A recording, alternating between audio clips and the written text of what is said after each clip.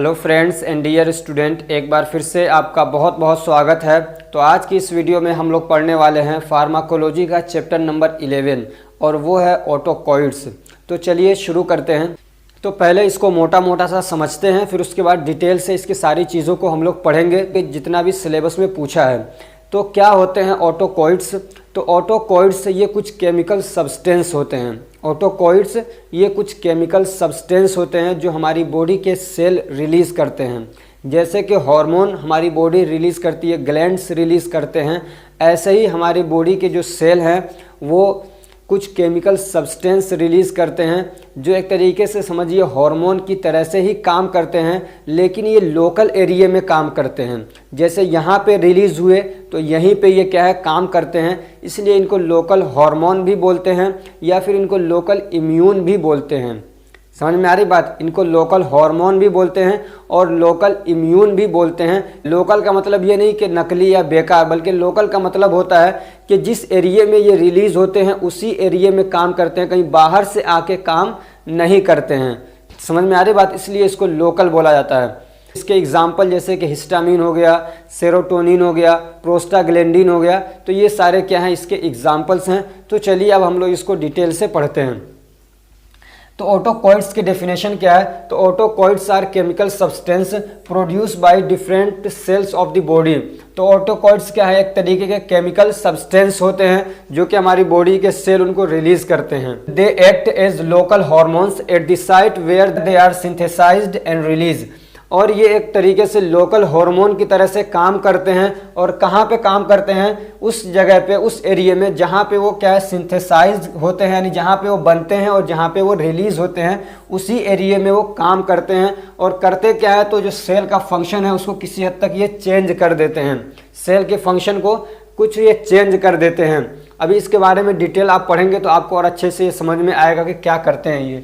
इनके एग्जाम्पल जैसे कि हिस्टामिन हो गया, 5-HT हो गया जिसको सेरोटोनिन बोलते हैं, और प्रोस्टाग्लैंडिन जिसको PG बोलते हैं, या PGS भी लगा दीजिए, इसलिए कि प्रोस्टाग्लैंडिन कई तरीके के होते हैं तो इसलिए PGs बोलते हैं उनको। अभी जो ऑटोकॉइड्स हैं ये आपकी क्लासिफिकेशन पूछी नहीं है, लेकिन इसको मैं बता रहा हूँ, थोड़ा इसका फ़ायदा है कि ये 3 तरीके का होता है। एक होता है अमाइंस, ठीक है, ऑटोकॉइड्स इनको 3 तरीकों में बांटा। एक होता है अमाइंस केमिकल नेचर के बेस पे, दूसरे ये होते हैं पॉलीपेप्टाइड। क्या होते हैं? पॉलीपेप्टाइड होते हैं। और तीसरा होता है लिपिड। ठीक है, अब ये इतने सारे इनकी क्लासिफिकेशन है। तो एक तो अमाइंस वाले जो दोनों हैं, हिस्टामिन, इसके बारे में पढ़ना है आपको, और जो सेरोटोनिन है इसके बारे में आपको पढ़ना है। इनके बारे में पढ़ना है, इनका फिजियोलॉजिकल रोल क्या है, फिर इनके एंटागोनिस्ट क्या हैं, और फिर उनका क्लिनिकल यूज़ क्या है, इन दोनों के बारे में पढ़ना है।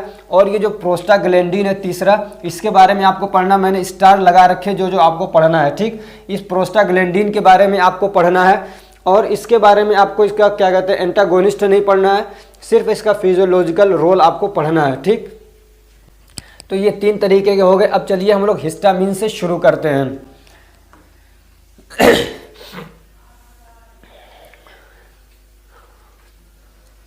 तो हिस्टामिन क्या होते हैं? तो हिस्टामिन भी एक तरीके से समझिए केमिकल कंपाउंड्स हैं। क्या है? हिस्टामिन भी एक तरीके के केमिकल कंपाउंड्स हैं, या आप ये भी कह सकते हैं कि ये ऑर्गेनिक कंपाउंड्स होते हैं। ऑर्गेनिक कंपाउंड्स का मतलब ये समझिए जिसके अंदर कार्बन पाया जाता है और उसी के साथ में या तो उसमें हाइड्रोजन पाया जाता हो या ऑक्सीजन या नाइट्रोजन, तो उसको हम लोग बोलते हैं ऑर्गेनिक कंपाउंड या कार्बनिक कंपाउंड। ठीक, तो ये क्या है तरीके का हिस्टामिन क्या है? ये एक ऑर्गेनिक कंपाउंड होता है जो कि अमाइन ग्रुप से बिलोंग करता। भी दिखाया ना मैंने, 3 ग्रुप हैं इसके ऑटोकॉइड्स के। एक अमाइन ग्रुप था, तो ये अमाइन ग्रुप से बिलोंग करता है। They are produced in almost all the cell. और जितने भी हमारी बॉडी के सेल हैं तकरीबन हर सेल के अंदर ये क्या है प्रोड्यूस होता है। हमारी बॉडी के जितने सेल हैं तकरीबन हर सेल के अंदर ये प्रोड्यूस होता है। But it is released in large amount when immune system is defending against an antigen. अब जितने भी हमारी बॉडी के सेल में उसमें ये रिलीज होता है, लेकिन बहुत थोड़ी सी मात्रा में रिलीज होता है। लेकिन जब क्या है, लेकिन जब हमारा इम्यून सिस्टम किसी एंटीजन के अगेंस्ट काम कर रहा होता है, यानी बाहर से कोई सब्सटेंस आया, कोई बैक्टीरिया आया, कोई माइक्रो ऑर्गेनिज्म आया, कोई एलर्जन आया, तो उसके अगेंस्ट हमारा इम्यून सिस्टम काम करता है। समझ में आ रही बात? तो जब उसके अगेंस्ट हमारा इम्यून सिस्टम काम कर रहा होता है तब उस वक्त में ये क्या है, बहुत ज़्यादा मात्रा में निकलते हैं। मैंने इसका पूरा मैकेनिज्म फार्माकोथेरापेटिक में पढ़ाया था कि कब ये रिलीज़ होते हैं। जैसे कि मान लीजिए, मैं इसको थोड़ा शॉर्ट करके बता रहा हूँ। जैसे कि मान लीजिए कोई एंटीजन आया हमारी बॉडी के अंदर, तो सबसे पहले मैक्रोफेजेस क्या है, उसको जाके मतलब अपने अंदर एनगल्फ कर लेते हैं, उसको मारने की और एलिमिनेट करने की कोशिश करते हैं। अगर वो उसको पूरी तरीके से एलिमिनेट नहीं कर पाते हैं और जो वो एलर्जन है या एंटीजन है वो बाहर निकल के एक नई फॉर्म बना लेता है। समझ में आ रही बात? जो एंटीजन था वो माइक्रोफेज के अंदर गया और वो उसको एलिमिनेट करना चाहा, उसको ख़त्म करना चाहा, मारना चाहा, किल करना चाहा, लेकिन नहीं कर पाया और वो और पावरफुल होके बाहर निकल के आ जाता है। तो अब वहाँ पे क्या है, दूसरे हमारे जो WBCs वो पहुँच जाते हैं, जैसे T सेल हो गया, ठीक है। फिर उसके बाद उसको रिकॉग्नाइज करते हैं और फिर उसके अगेंस्ट फिर क्या है, एंटीबॉडी बनाने लगते हैं। जब एंटीबॉडी बन जाती है, जो एंटीबॉडीज़ बनती हैं वो मास्ट सेल के ऊपर जाके चिपक जाती हैं। समझिए, मास्ट सेल भी एक तरीके के WBCs होते हैं, इम्यून सिस्टम का हिस्सा हैं, उसके ऊपर जाके फिर तैयार हो जाते हैं, ठीक है। और जो वो एक आया था पहले उसको तो मार देते हैं, लेकिन पूरा एक एंटीबॉडीज़ की एक टीम बन जाती है। ये समझिए जैसे बंदूक के अंदर गोली सेट करके रखा जाता है कि अब दोबारा जब कोई आएगा तो उसको फ़ौरन मारना है। तो ये होते हैं हमारी एंटीबॉडीज़। तो मास्ट सेल के ऊपर समझिए जाके चिपक के बैठ जाते हैं। अब जब दोबारा कोई एंटीजन बॉडी के अंदर आता है तो जैसे ही इनके साथ में वो रिएक्ट करता है, समझ में आ रही बात? जब कोई एंटीजन आता है तो समझिए वो आके एंटीबॉडीज़ उसको जाके पकड़ते हैं। ये मास्ट सेल जाके तैयार रहता है, उसको पकड़ता है। तो जैसे ही इसके कांटेक्ट में आते हैं, एंटीजन एंटीबॉडी के कांटेक्ट में आते हैं, तो फिर क्या होता है, एक अलार्म जाता है, एक संदेश पहुंचता है मास्ट सेल को। फिर मास्ट सेल क्या करता है, उस एंटीजन को मारने के लिए एक पूरा मैकेनिज्म तैयार करता है। तो उसी में हिस्टामिन रिलीज़ करता है, प्रोस्टाग्लैंडिन रिलीज़ करता है और बहुत सारे केमिकल वो रिलीज़ करता है। तो इस तरीके से जब वो क्या है, डिफेंडिंग पोजीशन में होता है हमारा इम्यून सिस्टम, तो उस वक्त में ये जो क्या कहते हैं हिस्टामिन है, इसका सेक्रेशन बढ़ जाता है, लार्ज अमाउंट में रिलीज़ होने लगते हैं, ठीक। अब ये जो हिस्टामिन है वो तो उसके अगेंस्ट जो काम करते हैं, लेकिन जो हमारी बॉडी के अंदर भी इसके रिसेप्टर होते हैं। हमारी बॉडी के अंदर भी क्या है, इसके रिसेप्टर होते हैं। तो जब ये हिस्टामिन उन रिसेप्टर से बाइंड करता है तो अलग अलग फंक्शन शो करता है। तो इसके 4 रिसेप्टर होते हैं बॉडी के अंदर। तो अब जो हिस्टामिन है, यानी हिस्टामिन ये केमिकल हो गया आपका जो रिलीज हुआ, अब ये अपने रिसेप्टर से बाइंड करता है तो अलग अलग फंक्शन शो करता है। एक है H1 रिसेप्टर यानी हिस्टामिन 1 रिसेप्टर, दूसरा H2 रिसेप्टर, तीसरा H3 और एक है H4। अब इनके साथ में जब बाइंड करता है हिस्टामिन तो क्या फंक्शन शो करता है, तो H1 पे जब ये बाइंड करेगा आके तो क्या करता है, स्मूथ मसल्स में कॉन्ट्रैक्शन करवाता है, ठीक। अब जब और क्या करता है, जो हमारी कैपिलरीज होती हैं उनकी जो परमिएबिलिटी है उसको बढ़ा देता है। अगर ये H2 रिसेप्टर से बाइंड करता है तो क्या करता है, तो गैस्ट्रिक एसिड सिक्रेशन को ये बढ़ा देता है। चूंकि हमारा जो म्यूकस मेम्ब्रेन है उसके अंदर यहाँ पे H2 रिसेप्टर होता है, तो जब ये क्या कहते हैं इससे बाइंड करता है हिस्टामिन, तो ये क्या करता है गैस्ट्रिक जो एसिड हमारा है, जो यानी हमारा जो HCl रिलीज होता है उसके सिक्रेशन को बढ़ा देता है। ये खुद नहीं बढ़ाता बल्कि उसके सिक्रेशन में ये काम करता है, हेल्प करता है, उसकी वजह से इसका सिक्रेशन बढ़ जाता है। और क्या होता है, अगर ये H2 रिसेप्टर से बाइंड करता है तो जो हमारे हार्ट के मसल्स हैं, यानी समझिए जो हार्ट है उसका कॉन्ट्रैक्शन फोर्स बढ़ जाता है, उसकी कॉन्ट्रैक्टिलिटी बढ़ जाती है, तो हार्ट रेट भी बढ़ जाएगा। जब H3 रिसेप्टर से ये बाइंड करता है तो क्या होता है, तो स्टिमुलेट सेंसरी नर्व। जो सेंसरी नर्व होते हैं ना, जो यहाँ से मान लीजिए मैं टच किया तो यहाँ पे जो क्या है सेंसरी नर्व जो एकदम से मैसेज लेके जाते हैं ब्रेन तक, तो इस सेंसरी नर्व को क्या स्टिमुलेट कर देता है। तो इसकी वजह से मतलब दर्द का एहसास भी ज़्यादा होगा, खुजली वगैरह हो रही है तो उसका एहसास होगा, ठीक। तो ये क्या करता है, सेंसरी नर्व को ये स्टिमुलेट कर देता है, एक्टिव कर देता है। ऐसे ही ये ईचिंग करवाता है स्किन के अंदर। अगर ये H3 रिसेप्टर मतलब क्या कहते हैं एक्टिवेट होता है, यानी हिस्टामिन इससे साथ बाइंड करता है। ऐसे ही ये हमारे क्या कहते हैं लंग्स के अंदर भी होता है H3 रिसेप्टर यानी ब्रोंकाई के अंदर। तो अगर ये इससे आके बाइंड करता है तो एयरवेज को ये क्या करता है, ऑब्स्ट्रक्शन करवाता है। तो ये क्या करवाएगा, कॉन्स्ट्रिक्शन करवाएगा, इन्फ्लामेशन करवाएगा। तो जो ये रास्ता है ब्रोंकाई वाला वो क्या हो जाएगा, पतला हो जाएगा। तो वहाँ पे एयर ऑब्स्ट्रक्शन हो जाएगा, यानी एयर पूरी तरीके से पास नहीं होगा। और जब H4 से ये बाइंड करता है, H4 रिसेप्टर से बाइंड करता है हिस्टामिन, तो क्या कहते हैं जो एलर्जी है या जो इन्फ्लामेशन हुआ अगर बॉडी के अंदर, तो उसको और ज़्यादा वो वर्स्ट कर देता है, यानी और ज़्यादा मतलब खतरनाक कर देता है और डेंजरस कंडीशन में लेके जाता है। ये एक इसका ओवरव्यू हो गया। अब हम लोग इसका फिजियोलॉजिकल रोल, अलग अलग फंक्शन अलग अलग बॉडी के पार्ट पे पढ़ते हैं, ठीक है। ये तो उसका एक ओवरव्यू था। अब हम लोग अलग अलग बॉडी के पार्ट पे इसका क्या मतलब फिजियोलॉजिकल रोल होता है वो पढ़ रहा है। तो सेंट्रल नर्वस सिस्टम पे क्या करता है, तो सेंसरी न्यूरॉन को ये क्या करता है, स्टिमुलेट कर देता है and give a feeling of itching and other sense, और खुजली का जो एक सेंस होता है वो फील करवाता है, और जो दूसरे सेंस हैं उसको भी क्या करता है, ये बढ़ा देता है, जैसे दर्द का, ठंडक का, गर्मी का जो एहसास है उसको बढ़ा देगा। ये हमारे कार्डियोवास्कुलर सिस्टम पे भी काम करता है। तो क्या करता है ये, तो ब्लड वेसल्स को डायलेट करता है। क्या करता है, ब्लड वेसल्स को डायलेट करता है। ऐसे ही क्या है, इंक्रीज परमिएबिलिटी ऑफ कैपिलरीज, जो हमारी कैपिलरीज होती है यानी छोटी नसें होती हैं उसकी परमिएबिलिटी को बढ़ा देता है। और क्या होता है, एक होता है हिस्टामिन शॉक। हिस्टामिन शॉक का मतलब ये है कि large amount of histamine causes too much vasodilation and cause death. जब बहुत ज़्यादा हिस्टामिन रिलीज होता है तो हमारे ब्लड वेसल्स के यहाँ बहुत ज़्यादा डायलेट हो जाएंगे, तो ब्लड प्रेशर बहुत लो हो जाएगा। हमारी बॉडी के सेल को समझिए कि अब ब्लड की सप्लाई नहीं होगी, ब्लड की सप्लाई नहीं होगी तो ऑक्सीजन नहीं पहुँचेगा, न्यूट्रिशन नहीं पहुँचेगा, वहाँ पर जो वेस्ट बन रहा है वो वापस नहीं निकाला जा पाएगा वहाँ से। तो क्या होता है, शॉक हो जाता है। ठीक है, तो उसको, इस कंडीशन को बोलते हैं कि शॉक हो गया, यानी वो जो सेल है वो डैमेज होने लगते हैं और आदमी की फिर डेथ हो जाती है।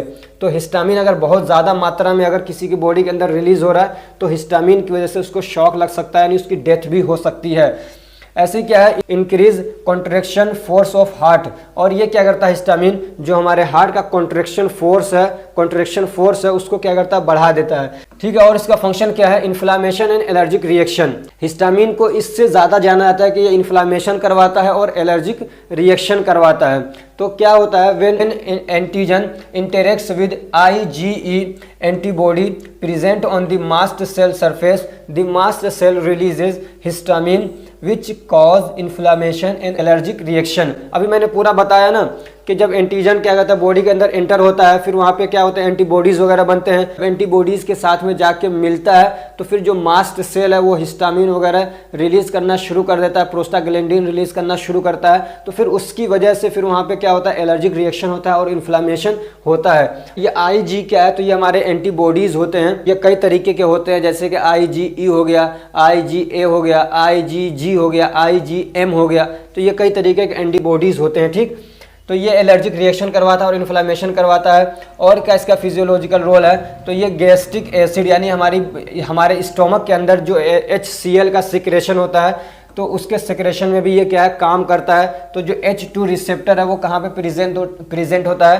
तो गैस्ट्रिक म्यूकोसा जो है वहाँ पे ये प्रेजेंट होता है। और जब हिस्टामिन उससे क्या कहते हैं, बाइंड करता है, जाके उससे इंटरेक्ट करता है, तो फिर ये क्या करता है, स्टिमुलेट एसिड सिक्रेशन। तो एसिड सिक्रेशन को ये क्या है, स्टिमुलेट करता है, यानी एसिड जो सिक्रेशन करने वाला वहाँ सिस्टम है तो उसको ये स्टिमुलेट कर देता है, तो फिर वहाँ से एसिड का सिक्रेशन बढ़ जाता है। और इसका क्लिनिकल यूज़ क्या है, तो histamine has no valid clinical use, तो इसका कोई ख़ास क्लिनिकल यूज़ नहीं है। ठीक है, यानी इसको क्या कहते हैं, इसको हिस्टामिन को मतलब डायरेक्टली बॉडी के अंदर इंजेक्ट नहीं किया जाता है, बल्कि इसके एंटागोनिस्ट यूज़ होते हैं।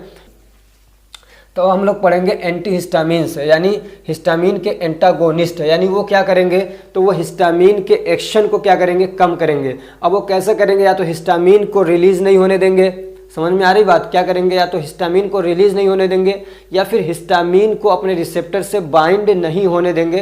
तो किसी भी तरीके से वो हिस्टामिन के एक्शन को रोकेंगे, उसको हम लोग बोलते हैं एंटी हिस्टामिन या हिस्टामिन एंटागोनिस्ट बोलते हैं। अब इनकी क्लासिफिकेशन क्या है, तो एक होता है H1 एंटागोनिस्ट, यानी H1 रिसेप्टर पे क्या है, ये काम करेगा। एक होता है H2 एंटागोनिस्ट, ये H2 रिसेप्टर पे काम करेगा। एक है H3 एंटागोनिस्ट, ये H3 रिसेप्टर पे क्या है, काम करेगा। अब H1 एंटागोनिस्ट जो है इसके एग्जाम्पल्स क्या हैं, डाइफेनहाइड्रामीन या हाइड्रामाइन भी कह सकते हैं। तो डाइफेनहाइड्रामीन हाइड्रोक्लोराइड, ऐसे ही साइक्लिजीन हाइड्रोक्लोराइड, और भी इसके एग्जाम्पल्स हैं। ऐसी H2 एंटागोनिस्ट आप इससे पहले भी पढ़ चुके हैं अल्सर वाले चैप्टर के अंदर। तो क्या है इसमें सिमिटिडीन और रेंटिडीन और भी कई सारे डीन करके आते हैं। ऐसे क्या है H3 एंटागोनिस्ट है, तो इसके एग्जाम्पल जैसे कि थियोपेरामाइड, क्या है थियोपेरामाइड या क्लोबेनप्रोपिट, ये इसके एग्जाम्पल्स हैं। ये इतना यूज नहीं होता है, यही दो असल में क्या है यूज होते हैं। ठीक है, H1 एंटागोनिस्ट और H2 एंटागोनिस्ट। ठीक है, एलर्जिक रिएक्शन वगैरह होता है तो ये H1 एंटागोनिस्ट यूज किया जाता है। और गैस्ट्रिक एसिड सिक्रेशन को रोकना रहता है, समझ में आ रही बात, गैस्ट्रिक एसिड सिक्रेशन को रोकना रहता है तो H2 एंटागोनिस्ट यूज किया जाता है। अब H1 एंटागोनिस्ट के बारे में थोड़ा सा हम लोग पढ़ लेते हैं। तो ये क्या करता है, तो ये फंक्शन को रोकता है किसके, H1 रिसेप्टर के। जो H1 एंटागोनिस्ट है ये क्या करता है, H1 रिसेप्टर के फंक्शन को रोक देता है, यानी H1 के रिसेप्टर को जाके खुद बाइंड कर लेगा और हिस्टामिन को आके उस पर बाइंड नहीं होने देगा, काम नहीं करने देगा। तो अब ये दो तरीके के हैं H1 एंटागोनिस्ट। इसको जनरेशन के हिसाब से बांटा है, एक है फर्स्ट जनरेशन, एक है सेकेंड जनरेशन। जनरेशन में क्या फ़र्क होता है, फर्स्ट जनरेशन सेकेंड जनरेशन। तो जैसे कि मान लीजिए एक दवा शुरू में बनाई जाती है तो वो इतने अच्छे से सारी चीज़ें उसकी मतलब अभी पता नहीं होती, समझ में आ रही बात। जो भी रिसर्च कर रहा है तो जैसे जैसे वो रिसर्च करता रहता है तो वो और ज़्यादा चीज़ों को समझता है, देखता है, परखता है, एनालाइज करता है, तो और अच्छी चीज़ें वो बनाता है। तो ऐसे ही जो फर्स्ट लाइन ड्रग होती हैं ये क्या थी, तो ये क्या ब्लड ब्रेन बैरियर को क्रॉस कर जा रही थी, अपना काम तो कर रही थी लेकिन ब्लड ब्रेन बैरियर को क्रॉस कर जा रही थी, यानी ये दिमाग में पहुंच जा रही थी और इसका इफेक्ट वहाँ पे भी शो होने लग जा रहा था। तो फिर उसमें और ज़्यादा उसको मॉडिफिकेशन किया गया और अच्छे से बनाया गया, तो फिर उसकी सेकेंड जनरेशन की दवाएं आई। ये फ़र्क होता है फर्स्ट जनरेशन और सेकेंड जनरेशन में। तो जो फर्स्ट जनरेशन एंटागोनिस्ट है उनका एग्जांपल जैसे कि डाइफेन हाइड्रामीन हाइड्रोक्लोराइड हो गया, ऐसे ही साइक्लिजीन, ऐसे क्या है पायरिलामीन मेलिएट्स हो गया, ऐसे ही प्रोमेथाजीन हाइड्रोक्लोराइड हो गया। तो ये सब क्या है, फर्स्ट जनरेशन की दवाएँ हैं। और ये जो है they cross blood brain barrier, यानी इसको हम लोग बोलते हैं बी, तो इसको ये क्रॉस कर देते हैं, यानी इनकी एक कमी है। अब जो सेकेंड जनरेशन H1 एंटागोनिस्ट है तो उनके एग्जाम्पल क्या है, तो जैसे कि सिट्रीजिन, लिवोसिट्रीजिन, जैसे कि कॉमन सर्दी वगैरह होता है नॉर्मल टाइप का, तो उसमें इसको देते हैं, ठीक। ऐसे ही क्या है एक्रीवेस्टिन, एजिलास्टिन हाइड्रोक्लोराइड, तो ये सारे इसके एग्जाम्पल्स हैं। तो ये जो हैं ये ब्लड ब्रेन बैरियर को क्रॉस नहीं करते हैं, ठीक। अब इसका क्लिनिकल यूज़ क्या है, यानी H1 एंटागोनिस्ट का क्लिनिकल यूज़ क्या है, कब इसको यूज़ करते हैं। तो एक तो ये एलर्जिक डिसऑर्डर में इसको यूज़ करते हैं। कब यूज़ करते हैं, एलर्जिक डिसऑर्डर में यूज़ करते हैं, ठीक है। ये क्या करते हैं, जो एलर्जिक रिएक्शन के सिम्टम्स हैं उसको रोकते हैं, जैसे कि डर्मेटाइटिस हो गया, क्या कहते हैं स्किन से रिलेटेड एलर्जी है, इन्फ्लामेशन है, तो उसमें इसको क्या है यूज़ किया जाता है। ऐसे ही जो कंजक्टिवाइटिस है, यानी आँख में अगर एलर्जी हो रही है, इन्फ्लामेशन वगैरह हो रहा है, तो उसमें यूज़ करते हैं। ऐसे ही प्रूराइटिस में इसको यूज़ करते हैं, यानी खुजली हो रही है, ठीक है, खुजली हो रही है तो उसमें यूज़ करते हैं। ऐसे अर्टिकेरिया में इसको यूज़ करते हैं, यानी स्किन के ऊपर रेशेस पड़ जा रहे हैं, चकत्ते पड़ जा रहे हैं, तो उसमें इसको यूज़ करते हैं। कौन से, H1 एंटागोनिस्ट को। और कब यूज़ करते हैं, तो कॉमन कोल्ड, यानी नॉर्मल टाइप की जो सर्दी वगैरह होती है, जैसे कि मुझे अभी है, ठीक है, तो इसमें भी इसको क्या है यूज़ करते हैं। तो ये कॉमन कोल्ड के जो सिम्टम्स वगैरह हैं उसको ये रिमूव करते हैं, उसमें आराम देते हैं। और कब इसको यूज़ करते हैं, तो प्री इनेस्थेटिक मेडिकेशन के तौर पे इसको यूज़ किया जाता है, यानी जब एनेस्थेसिया दी जाती है, यानी मान लीजिए किसी का ऑपरेशन करना, प्रोसीजर करना है, तो उसके बॉडी को पूरे को सुन्न किया जाता है, अनकॉन्शियस किया जाता है, तो उसमें तो एक तो एनेस्थेटिक दवाएँ दी जाती है, उसके अलावा कुछ और दवाएँ भी दी जाती हैं, उसको बोलते हैं प्री इनेस्थेटिक, यानी जैसे कि सलाइवा का सिक्रेशन ना हो, आदमी को नींद आ जाए, समझ में आ रही बात। तो इस टाइप की कुछ दवाएं दी जाती हैं, तो उसको हम लोग क्या बोलते हैं, प्री एनेस्थेटिक मेडिकेशन। तो इसके अंदर चूंकि नींद की भी खासियत है, यानी ये सेडेशन करवाता है, आदमी को काम डाउन करता है, ठीक है। और दूसरे अंदर इसके अंदर एंटीकोलिनर्जिक एक्शन भी होता है, इसलिए भी इसको क्या है यूज़ किया जा सकता है प्री एनेस्थेटिक मेडिकेशन के तौर पे। ऐसे ही क्या है इसको एंटी एमेटिक्स के तौर पे भी यूज़ किया जाता है, यानी उल्टी को रोकने के लिए इसको यूज़ किया जाता है, जैसे कि प्रोमेथाजीन हो गया, डाइफेनहाइड्रामीन हो गया, और भी हैं। तो इनको यूज़ किया जाता है मोशन सिकनेस को ठीक करने, मोशन सिकनेस को रोकने के लिए।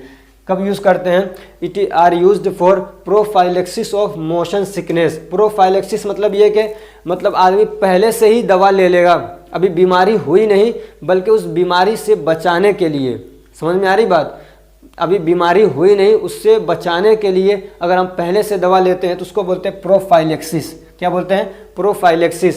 तो मोशन सिकनेस से बचाने के लिए हम लोग ये दवाएं यूज़ करते हैं। जैसे कि मान लीजिए मैं अपना पर्सनल बताऊं, जब मैं बस में सफ़र करता हूं, इस टाइप की जो क्या है बंद गाड़ियां होती हैं, उसमें जब मैं अगर सफ़र करता हूं तो मुझे उल्टी वगैरह आने लग जाती है, चक्कर आता है, समझ में आ रही, मतली आती है, तो उसमें पहले अगर मैं ये दवा खा लूँ तो मुझे क्या होगा, वो चक्कर वगैरह नहीं आएगा, उल्टी नहीं आएगी। अब इसको पार्किंसंस डिसीज़ में भी इसको यूज़ करते हैं, ठीक है। इसको कब यूज़ करते हैं, पार्किंसंस डिसीज़ में भी इसको यूज़ किया जाता है। ऐसे ही सीडेटिव और हिप्नोटिक के तौर पे भी इसको यूज़ किया जाता है। इसका एडवर्स इफेक्ट भी पूछ रखा है, ठीक है। एडवर्स इफेक्ट पूछ रखा है तो इसका एडवर्स इफेक्ट क्या आता है, तो आदमी को क्या है, स्लीप, जैसे फीलिंग ऑफ स्लीप होगा, यानी सोने को मन करेगा, नींद आएगी। ऐसे क्या है, माउथ और नोज़ में ड्राइनेस हो जाएगा, सूख जाएंगे वो। ऐसे ब्लड विजन हो सकता है, ठीक। और क्या होगा, अगर ओवरडोज कोई लेता है यानी ज़्यादा मात्रा में ले लेता है इन दवाओं को, तो क्या हो जाएगा, सेंट्रल एक्साइटेशन, यानी आदमी का जो सेंट्रल नर्वस सिस्टम है कुछ ज़्यादा ही एक्साइटेड हो जाएगा, इलेक्ट्रिक करंट ज़्यादा रिलीज होने लग जाएगा, तो कन्वर्जन भी हो सकता है, मिर्गी भी आ सकती है, और रेस्पायरेटरी एंड कार्डियक फेलियर भी हो सकता है, और डेथ भी हो सकती है अगर कोई ओवरडोज में इसको ले लेता है तो। अभी दूसरा है H2 एंटागोनिस्ट। तो these drugs prevent the action of H2 receptor. तो ये H2 रिसेप्टर के एक्शन को क्या करते हैं, प्रिवेंट कर देते हैं। इनके एग्जाम्पल जैसे कि सेमेटिडीन, रेंटिडीन, फेमोटिडीन, ये एग्जाम्पल्स बार बार इसलिए मैं दे रहा हूँ कि ये आपको याद होना चाहिए। ये जो दवाएं हैं ना, ये बहुत ज़्यादा यूज़ होने वाली हैं, समझ में आ रही बात। तो ये आपको कम से कम ये तो दवाएं जो इतनी फेमस हैं, जो इतनी ज़रूरत पड़ती है बार बार, आप कोई भी पैरासीटामोल दवा लेने जाएंगे तो यहाँ पे इसकी आपको ज़रूरत पड़ेगी, समझ में आ रही बात। जब आप पैरासीटामोल लेते हैं तो साथ में आप लेते हैं ना, क्या कहते हैं, एसीलॉक खूब चलती है, तो एसीलॉक क्या है, वो रेंटिडीन ही तो होती है। तो इसलिए इनको याद करिए, इनके नाम और इनके फंक्शन, कब यूज़ करते हैं। इनका क्लिनिकल यूज़ क्या है, तो they are use to prevent gastric secretion in disease like hyper acidity, gastric ulcer, GRD etcetera. तो अब इनको क्या है, गैस्ट्रिक सेक्रेशन रोकने के लिए यूज़ किया जाता है। जैसे कि कुछ बीमारियां, जैसे कि हाइपर एसिडिटी, यानी बहुत ज़्यादा एसिडिटी हो रही है, बहुत ज़्यादा एसिड रिलीज़ हो रहा है, तो उसमें देते हैं। ऐसे गैस्ट्रिक अल्सर है तो उसमें देते हैं। ये सारी बीमारियां आप पढ़ चुके हैं बहुत डिटेल से। ऐसे GRD है, गैस्ट्रो इंटेस्टाइनल रिफ्लक्स डिसीज़ है, तो उसमें भी इसको यूज़ किया जाता है। इसका एडवर्स इफेक्ट क्या है, तो हेडेक हो सकता है, कॉन्स्टिपेशन हो सकता है, उल्टी आ सकती है इसकी वजह से। और इसकी वजह से इसका एडवर्स इफेक्ट ये भी है कि गाइनेकोमास्टिया भी हो सकता है। यहाँ पे ए के बाद ई लगा लीजिए, क्या है, ए के बाद ई लगा लीजिए, गाइनेकोमास्टिया भी हो सकता है। गाइनेकोमास्टिया का मतलब होता है कि मैन बूब्स, मतलब इसका क्या है कि जो मेल लोग हैं उनके भी बूब्स हो जाएंगे, यानी उनके जो ब्रिस्ट, जैसे फीमेल के ब्रिस्ट होते हैं ऐसे ही उनके जो क्या है तो छाती है वो बढ़ सकती है ब्रिस्ट की तरीके से।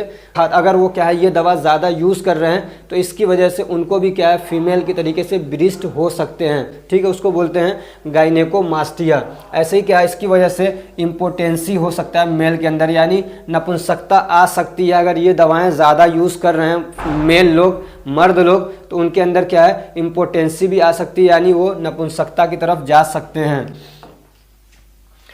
अब है H3NH4 एंटागोनिस्ट। तो ये जो H3 और H4 एंटागोनिस्ट हैं कॉमनली इनका कोई यूज़ वगैरह नहीं होता है, तो चलिए इनको छोड़ते हैं, आगे हम लोग पढ़ते हैं। अब हम लोग शुरू करते हैं, एक दूसरा ऑटोकॉइड्स है, वो क्या है 5-HT, जिसके बारे में आपको पढ़ना था। 5-HT को हम लोग सेरोटोनिन भी बोलते हैं, इसी के नाम से ज़्यादा फेमस है सेरोटोनिन और 5-HT। तो 5-HT यानी 5 हाइड्रोक्सी ट्रिप्टामिन। तो ये क्या है, तो it is an important neurotransmitter. ये एक क्या है बहुत अहम न्यूरोट्रांसमीटर है, एक पोटेंट न्यूरोट्रांसमीटर है, ठीक है। न्यूरोट्रांसमीटर आप पढ़ चुके हैं। It is synthesised by the amino acid, और ये क्या है अमाइन एसिड से बनाया जाता है, ठीक है। अमाइनो एसिड आप पढ़ चुके हैं। तो एक तरीके का अमाइनो एसिड होता है ट्रिप्टोफैन, जो कि एक तरीके से एसेंशियल अमाइनो एसिड है, तो उससे ये क्या है 5-HT क्या है सिंथेसाइज होता है, बनता है। It is widely found in animal and plants, और ये एनिमल में और प्लांट्स में काफ़ी मात्रा में पाया जाता है। High concentration of 5-HT is found in intestine, platelets and brain. और इसकी जो ज़्यादा मात्रा है वो कहाँ पे पाई जाती है, तो हमारे इंटेस्टाइन के अंदर और प्लेटलेट्स के अंदर और हमारे ब्रेन के अंदर ये पाया जाता है 5-HT, ठीक है। एक तरीके का ये भी क्या है केमिकल सब्सटेंस होता है, ये भी एक तरीके का क्या है केमिकल सब्सटेंस होता है। और अगर डेफिनेशन पूछता है तो आप सिर्फ ये भी लिख सकते हैं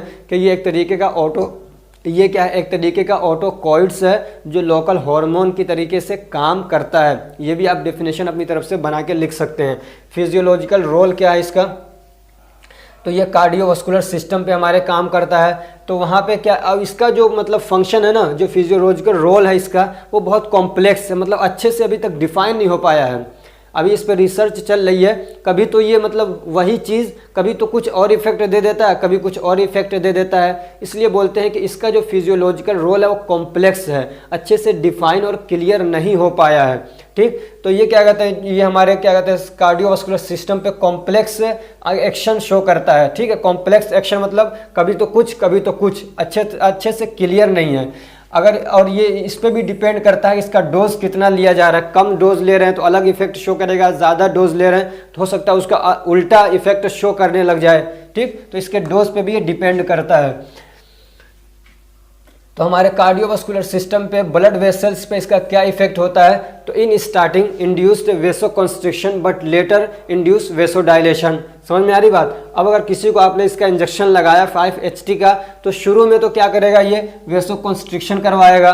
ठीक, लेकिन बाद में फिर क्या करता है, वेसोडाइलेशन करवा देता है। तो इसीलिए कह रहे हैं कि इसका जो एक्शन है वो कॉम्प्लेक्स है। ऐसे ये हार्ट पे क्या करता है, तो इंड्यूस ए पॉजिटिव क्रोनोट्रोपिक इफेक्ट। ये हमारे हार्ट के ऊपर क्या है, पॉजिटिव क्रोनोट्रोपिक इफेक्ट शो करता है।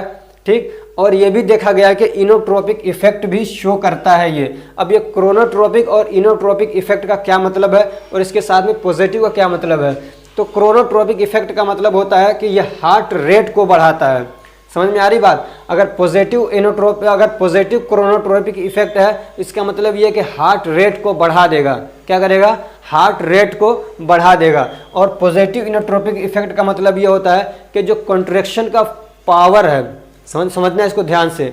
क्रोनोट्रोपिक और इनोट्रोपिक में फ़र्क क्या है कि ये हार्ट का जो रेट है उसको बढ़ाता है, यानी कितनी मरतबा वो 1 मिनट के अंदर धड़क रहा है वो रेट को बढ़ाता है। और ये क्या करते हैं, जो इनोट्रोपिक इफेक्ट होता है, इस टाइप की जो दवाएं होती हैं जैसे कि जेंथिन है, तो ये क्या करते हैं, ये कॉन्ट्रैक्शन फोर्स को बढ़ा देता है, यानी कितनी फोर्स के साथ में कॉन्ट्रैक्शन हो रहा है। एक तो ऐसे मरियल की तरीके से कॉन्ट्रैक्शन हो रहा है, हो तो रहा है तेज, मतलब कई बार हो तो रहा है, बार बार हो रहा है, लेकिन मरियल की तरीके से हो रहा है, फोर्स ही नहीं है, ब्लड को पंप नहीं कर पा रहा है, तो उसको कहेंगे निगेटिव इनोट्रोपिक इफेक्ट है, यानी फोर्स नहीं है, इस कॉन्ट्रैक्शन में फोर्स नहीं है। और अगर क्या पूरे पावर के साथ में कॉन्ट्रैक्शन कर रहा है, यानी जितना ब्लड है सबको बाहर फेंक रहा है मजबूती के साथ में, खूब ताकत के साथ में, फोर्स के साथ में, तो उसको बोलते हैं इनोट्रोपिक, पॉजिटिव इनोट्रोपिक इफेक्ट। ठीक है, तो दोनों चीज़ें ये क्या शो करता है हमारे हार्ट के ऊपर। और ब्लड प्रेशर पे भी ये काम करता है, तो इसका ब्लड प्रेशर पे भी एक्शन इसका क्या है, कॉम्प्लेक्स है। ये तो या तो फिर क्या है, ये तो या तो हाइपोटेंशन कर देता है, यानी या तो ब्लड प्रेशर को लो कर देता है या फिर ब्लड प्रेशर को हाई कर देता है। ठीक, एक्शन ऑन स्मूथ मसल्स पे भी इसका क्या है, एक्शन होता है। तो वहाँ पे क्या करता है, तो ये क्या है, कॉन्ट्रैक्शन करवाता है, स्मूथ मसल्स में कॉन्ट्रैक्शन करवाता है। तो जहाँ पे भी स्मूथ मसल्स होंगे वहाँ पे क्या होगा, कॉन्ट्रैक्शन होगा। तो इंटेस्टाइन में कॉन्ट्रैक्शन करवाता है, तो वहाँ मोटिलिटी को बढ़ा देगा। ऐसे ब्रोंकाई में कॉन्ट्रैक्शन करवाएगा तो एयर ऑब्स्ट्रक्शन कॉज कर देगा, यानी हवा सही से अंदर जा नहीं पाएगी, आ नहीं पाएगी बाहर। ऐसे यूट्रस में कॉन्ट्रैक्शन करवाता है, यूट्रस में कॉन्ट्रैक्शन होगा तो उसके अंदर अगर बच्चे की पैदाइश के टाइम पे देंगे तो बच्चा आसानी से आ जाएगा बाहर।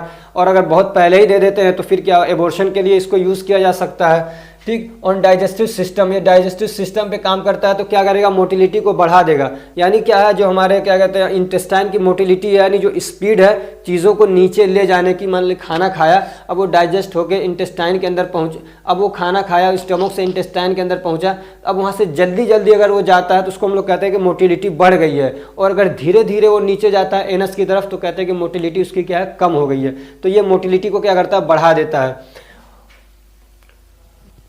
और उसके साथ में क्या, ये इमेसिस भी कॉज करता है। इमेसिस मतलब उल्टी भी करवाता है ये। ठीक है, ये क्या करवाता है, उल्टी भी करवाता है। अगर किसी को सेरोटोनिन दिया जा रहा है तो उसकी वजह से उल्टी भी हो सकती है। ये लंग्स पे काम करता है, तो क्या करता है, ब्रोंकाई का कंस्ट्रक्शन करवाता है। यूट्रस पे काम करता है, तो यूट्रस में क्या है, ये कॉन्ट्रैक्शन करवाएगा। ठीक है, कॉन्ट्रैक्शन करवाएगा तो फिर उसमें क्या कॉन्ट्रैक्शन होगा, तो बच्चा क्या है, आराम से बाहर आएगा, जल्दी से बाहर आएगा। और क्या, ये सेंट्रल नर्वस सिस्टम पे भी काम करता है, तो it regulate sleep, mood and appetite. तो ये क्या है, हमारा जो स्लीप है, नींद आना न आना, इसमें भी ये क्या किसी हद तक काम करता है, रेगुलेट करता है। ऐसे कहते हैं ना, मूड अच्छा नहीं है, मेरा मन नहीं लग रहा है, मूड खराब है, तो मूड को भी क्या है, ये रेगुलेट करता है। कौन, सेरोटोनिन। क्या करता है, मूड को भी सेरोटोनिन रेगुलेट करता है। एंटी डिप्रेसेंट वाले चैप्टर में मैंने बहुत डिटेल से इसको पढ़ाया था कि कैसे ये मूड को मतलब रेगुलेट करता है। इसके भी क्या है, सेरोटोनिन के रिसेप्टर्स होते हैं, जब उससे जाके बाइंड करता है आदमी का मूड फ्रेश रहता है, और जब बाइंड नहीं करेगा तो मूड खराब होता है। ऐसे ही भूख का एहसास वगैरह भी ये करवाता है, उसको रेगुलेट करता है। ऐसे माइग्रेन में भी इसका इन्वॉल्वमेंट होता है सेरोटोनिन का। माइग्रेन मतलब आधे सर का दर्द होता है, तो उसमें भी इसका रोल होता है। तो contraction and relaxation of brain vessels, ये CO2 नहीं है, ये due है, क्या है, due to 5-HT causes a repeated and severe pain. तो अगर इसकी वजह से क्या है, ब्रेन के जो ब्लड वेसल्स हैं उसके अंदर कॉन्ट्रैक्शन और रिलैक्सेशन होता है, तो उसकी वजह से क्या है, बार बार और बहुत तगड़ा दर्द होता है। सर में दर्द होगा, आधे सर में दर्द होगा, गर्दन में दर्द होने लगता है। तो उसकी वजह से होता है कि जो ब्लड वेसल्स हैं उनके अंदर कॉन्ट्रैक्शन और रिलैक्सेशन होता है। इसकी वजह से सेरोटोनिन की वजह से तो माइग्रेन होता है। सर में दर्द होगा, बहुत तगड़ा होगा, आधे सर में दर्द होगा, ऐसी गर्दन में दर्द होने लगता है। और क्या है, ये एलर्जिक एंड इन्फ्लामेटरी एक्शन भी शो करता है। ठीक है, ये क्या है, एलर्जिक और इन्फ्लामेटरी एक्शन भी शो करता है। It involves in allergic and inflammatory reaction. ठीक है, जैसे कि हिस्टामिन कर रहा था, ऐसे ये भी एलर्जिक रिएक्शन में काम करता है और इन्फ्लामेशन भी करवाता है। अब हम लोग पढ़ेंगे 5-HT एंटागोनिस्ट। ठीक है, इन दोनों के बारे में आपको एंटागोनिस्ट के बारे में भी पढ़ना था। तो इनके जो 5-HT एंटागोनिस्ट हैं उसके अब ये जो एंटागोनिस्ट हैं तो क्या करेंगे, तो जो उसका फंक्शन था उसी को ये रोक देंगे। ठीक है, जो सेरोटोनिन का फंक्शन था ये क्या करेंगे, उस फंक्शन को रोकेंगे। तो इसके एग्जाम्पल क्या है, सिप्रोहेप्टाडीन, ऐसे कैटान सेरीन, और क्या ओडेन सेट्रोन, ग्रेनी सेट्रोन। ठीक है, ओडेन सेट्रोन, ग्रेनी सेट्रोन, और क्या है, क्लोजेपिन, ओलेंजापिन। तो ये क्या है, इसके एग्जाम्पल्स है किसके, 5-HT एंटागोनिस्ट के। अब क्लिनिकल यूजेस क्या है इसके, तो जो सिप्रोहेप्टाडीन है, ये है ना सिप्रोहेप्टाडीन, तो ये इसका क्लिनिकल यूज़ क्या है, तो it is used in skin allergy. Skin के अंदर अगर एलर्जी होती है तो उसमें यूज़ किया जाता है, जैसे कि प्रोराइटिस हो गया, यानी खुजली वगैरह हो रही है, या क्या हो गया, अर्टिकेरिया हो गया, क्या कहते हैं, स्किन के अर्टिकेरिया हो गया, यानी स्किन के ऊपर रैशेज वगैरह हो गए, तो उसमें इसको यूज़ किया जाता है। ऐसे it is use to treat carcinoid tumour, और ये कार्सिनोइड ट्यूमर को ठीक करने के लिए भी यूज़ किया जाता है। ठीक, अब ये कार्सिनोइड ट्यूमर क्या होता है, तो slow growing tumour at any part of the body, कहीं पे भी छोटे छोटे से क्या है दाने निकल जाते हैं और धीरे धीरे वो बढ़ते रहते हैं। समझ में आ रही बात। तो इस टाइप के जो कहते हैं ट्यूमर होता है उसको ठीक करने के लिए इसको यूज़ किया जाता है। ऐसे ही क्या है, माइग्रेन को ठीक करने के लिए भी इन दवाओं को यूज़ किया जाता है। दूसरी जो दवा है वो है केटान सेरीन। तो केटान सेरीन को कब यूज़ किया जाता है, तो इसको एंटी हाइपरटेंसिव ड्रग के तौर पे यूज़ किया जाता है। ये क्या करता है, ब्लड वेसल्स को डायलेट कर देता है। ठीक, ऐसे क्या है, ओडेन सेट्रोन और ग्रेनी सेट्रोन जो है तो इनको एंटी एमेटिक के तौर पे यूज़ किया जाता है, यानी उल्टी वगैरह को रोकने के लिए इसको यूज़ किया जाता है। ठीक है, याद रखिएगा, उल्टी में ये दवाएं दी जाती हैं, कौन सी, ओडेन सेट्रोन और ग्रेनी सेट्रोन। ऐसे ही क्या है, क्लोजेपिन, ओलेंजेपिन और रेस्पेरिडोन, इसको कब यूज़ किया जाता है, तो एंटी साइकोटिक के तौर पे इसको यूज़ किया जाता है, यानी स्किज़ोफ्रेनिया को ठीक करने के लिए यूज़ किया जाता है। यानी आदमी का मूड अल्टर टाइप का होता है ना, थोड़ा सा पागलपने की तरफ जब जाता है तब उसमें ये दवाएं क्या है हम लोग यूज़ करते हैं। इसका एडवर्स इफेक्ट क्या है, तो ड्राई माउथ करवाता है, ड्रोजीनेस करवाता है, यानी आदमी को सुस्ती आएगी, लेजीनेस होगा, और इसकी वजह से वेट गेन भी होता है। अब एक टॉपिक रह गया इसमें, वो है प्रोस्टाग्लैंडिन। ठीक है, क्या है, प्रोस्टाग्लैंडिन। तो ये भी एक तरीके का, प्रोस्टाग्लैंडिन भी क्या है, एक तरीके का ऑटोकॉइड्स है जो लोकल हार्मोन की तरीके से काम करता है, लोकल इम्यून की तरीके से काम करता है। तो प्रोस्टाग्लैंडिन को हम लोग पीजीज भी बोलते हैं। ये क्या होते हैं, लिपिड कंपाउंड्स होते हैं। अब ये कब रिलीज होते हैं, तो इसका थोड़ा सा इसमें जो लिखा हुआ उसको मैं समझा दूं। तो मान लीजिए हमारे क्या है, ये हमारा कोई सेल है। ठीक है, अब इसका जो ये मेम्ब्रेन होता है ये क्या है, फॉस्फोलिपिड का बना होता है। किसका, फॉस्फोलिपिड का बना होता है। तो जब ये डैमेज होता है, चाहे ये माइक्रो ऑर्गेनिज्म इसको डैमेज करें या हमारी बॉडी के कोई केमिकल इसको डैमेज करें, अगर ये डैमेज होता है, यहाँ पे एक एंजाइम काम करता है, उसको बोलते हैं फॉस्फोलाइपेज। क्या बोलते हैं, फॉस्फोलाइपेज एंजाइम काम करता है। तो क्या बन जाता है, अरेकिडोनिक एसिड बनता है। क्या बनता है, अरेकिडोनिक एसिड बन जाता है। ठीक है, अब ये जो अरेकिडोनिक एसिड है, मान लीजिए ये अरेकिडोनिक एसिड हो गया। अब ये जब ना कोक्स के कांटेक्ट में आता है, कोक्स का मतलब होता है साइक्लोऑक्सीजनेज, एक एंजाइम होता है। ठीक है, तो इस एंजाइम के जब संपर्क में आता है तो फिर अब ये जो अरेकिडोनिक एसिड है, जब ये कोक्स एंजाइम के साथ में मिलता है तो फिर तब ये प्रोस्टाग्लैंडिन बनाता है। अब ये जो कोक्स एंजाइम है ये दो तरीके के होते हैं, एक होता है कोक्स 1 और एक होता है कोक्स 2। तो कोक्स 1 की वजह से जो प्रोस्टाग्लैंडिन बनते हैं वो हमारे लिए फायदेमंद होते हैं, उससे हमें कोई नुकसान नहीं पहुंचता है। और कोक्स 2 की वजह से जो प्रोस्टाग्लैंडिन बनते हैं वो हमको नुकसान पहुंचाते हैं। उनकी वजह से बुखार होता है, उनकी वजह से इन्फ्लामेशन होता है, हेडेक होता है, सर में दर्द होता है, तो उनकी वजह से दिक्कतें क्रिएट होती हैं जो कोक्स 2 की वजह से प्रोस्टाग्लैंडिन बनते हैं। लेकिन अगर हम ऐसी दवा देते हैं जो कोक्स 1 और कोक्स 2 दोनों को ब्लॉक कर दे, यानी प्रोस्टाग्लैंडिन बिल्कुल न बनने दे, तो उससे हमको दिक्कत होती है। इसलिए कि जो कोक्स 1 की वजह से जो प्रोस्टाग्लैंडिन बनता है उसमें एक ऐसा भी होता है जो हमारे स्टोमक के अंदर डिफेंस का काम करता है। डिफेंस का काम करने का मतलब यह है कि एक प्रोटेक्टिव लेयर बना के रखता है हमारे स्टोमक के अंदर, जिसकी वजह से जो हमारे स्टोमक की इनर लाइनिंग है उसको एसिड डैमेज नहीं कर पाता है। तो अगर हम लोग ऐसी दवा दे रहे हैं जो नॉन सेलेक्टिव है, यानी वो कोक्स 1 और कोक्स 2 दोनों पे काम करता है, उसकी वजह से प्रोस्टाग्लैंडिन नहीं बनेगा और प्रोटेक्टिव लेयर की कमी हो जाएगी और एसिड का सिक्रेशन जैसे था वैसे ही अगर हो रहा है तो फिर क्या होगा, पेप्टिक अल्सर हो सकता है। इसीलिए जब हम लोग ऐसी दवाएं देते हैं जो नॉन सेलेक्टिव है, यानी कोक्स 1 और कोक्स 2 दोनों पे काम करते हैं, जैसे कि पैरासीटामोल हो गया, एस्पिरिन हो गया, डाइक्लोफेनेक हो गए, तो उसके साथ में हम लोग ऐसी दवा भी देते हैं जो एसिड का सिक्रेशन कम कर दे, जैसे कि एसिलोक देते हैं, रेंटिडीन देते हैं, सिमेट्रिडीन देते हैं। तो ये क्या करती हैं, एसिड का सिक्रेशन कम कर देती हैं। चूंकि प्रोटेक्टिव लेयर वहां पे कम हो रहा है तो एसिड का सिक्रेशन भी कम हो जाता है, तो इस तरीके से अल्सर नहीं होता है। और कुछ दवाएं ऐसी होती हैं जो सिर्फ कोक्स 2 पे काम करती हैं। अगर उस कंडीशन में हम लोग ये रेंटिडीन, एसिलोक इस टाइप की दवाएं नहीं दें तब भी चल जाएगा, इसलिए कि वहां पे प्रोटेक्टिव लेयर जो है वो बनी रहती है। इसलिए कि कोक्स 2 की वजह से जो प्रोस्टाग्लैंडिन बनते हैं वो हमारे स्टोमक के अंदर प्रोटेक्शन का काम नहीं करते हैं। तो प्रोस्टाग्लैंडिन कैसे बनते हैं? तो arachidonic acid is the precursor for biosynthesis of all PGs और पीजीज, यानी तमाम जितने भी प्रोस्टाग्लैंडिन है उन सब के बायोसिंथेसिस के लिए अरेकिडोनिक एसिड क्या है, प्रीक्यूसर होता है। प्रीक्यूसर मतलब जो इसके यानी जो उसके बनने से पहले का स्टेप होता है, यानी समझिए जो उसके बनने में हेल्प करता है। जैसे कि रोटी बनना है तो उससे पहले आटा गूंदना पड़ता है, तो ये आटा जो गूंधा हुआ है वो क्या समझिए रोटी का प्रीक्यूसर है। ऐसे ही क्या अरेकिडोनिक एसिड क्या होता है, जितने भी पीजीज हैं यानी प्रोस्टाग्लैंडिन है उन सबके फॉर्मेशन के लिए प्रीक्यूसर का काम करता है। और फिर जो ये कोक्स हैं यानी साइक्लोऑक्सीजनेज एंजाइम है, ये इन्वॉल्व होते हैं किसके फॉर्मेशन में, पीजी के फॉर्मेशन में। यानी जब अरेकिडोनिक एसिड इससे मिलते हैं तब जाके पीजीज क्या हैं, इनका फॉर्मेशन होता है। ठीक, तो इनके फॉर्मेशन में काम करते हैं। और ये कब होता है, तो जो फॉस्फोलिपिड मेम्ब्रेन है वो जब डैमेज होता है किसी भी रीज़न की वजह से। अब हम लोग पढ़ेंगे कि प्रोस्टाग्लैंडिन तो चलिए ठीक है बन गए, इनका फंक्शन क्या है, इनका रोल क्या है हमारी बॉडी के अंदर। तो जीआई ट्रैक में भी ये काम करते हैं, यानी गैस्ट्रोइंटेस्टाइनल ट्रैक्ट है वहाँ पे काम करते हैं। अब ये अलग अलग टाइप के पीजी हैं यानी प्रोस्टाग्लैंडिन है, इसको देखिएगा PGE2, कौन से PGE2 और PGI2, ये क्या करते हैं, reduce the acid secretion and increase the secretion of mucus in stomach. तो ये जो है ये क्या करते हैं, ये एसिड के सिक्रेशन को रोकते हैं और क्या कहते हैं स्टोमक के अंदर जो क्या कहते हैं म्यूकस रिलीज होता है जो एसिड के अगेंस्ट काम करता है, प्रोटेक्शन देता है स्टोमक के लाइनिंग को, तो उसको क्या करते हैं ये बढ़ाते हैं। ठीक,